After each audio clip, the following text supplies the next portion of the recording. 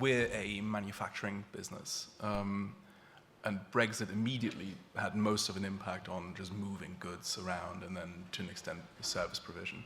From a privacy perspective, since we're not as heavily regulated, I mean, obviously we're regulated, but we're not as heavily regulated as a financial institution, our internal approach would be to look at the UK roughly in the same way as a European Union country, with a sort of closer focus on developing case law, regulatory standards, particularly, subject access requests, for example.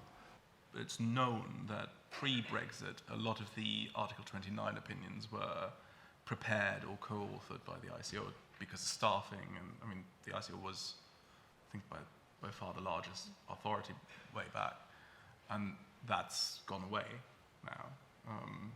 I think what we, so for us, and where I still see a lot of value in paying attention to what's coming out of the UK is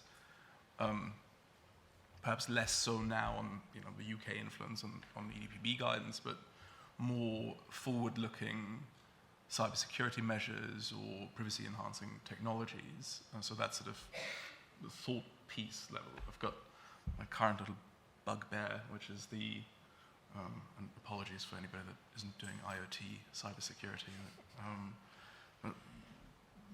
Sort of last week, in the EU, we think we've had approval of a new cybersecurity standard that applies to connected devices that have a radio, so IoT. And if you roll that back and ask, okay, where did that come from, you find that a lot of the fundamental principles there came out of a UK IoT code of practice.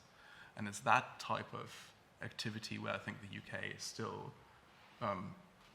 it's worth paying close attention to. Because you see it sometimes in other regulators. I think the Bavarian regulator just put out a really interesting piece on sort of AI and privacy impact assessments on it. But there is a lot of value here.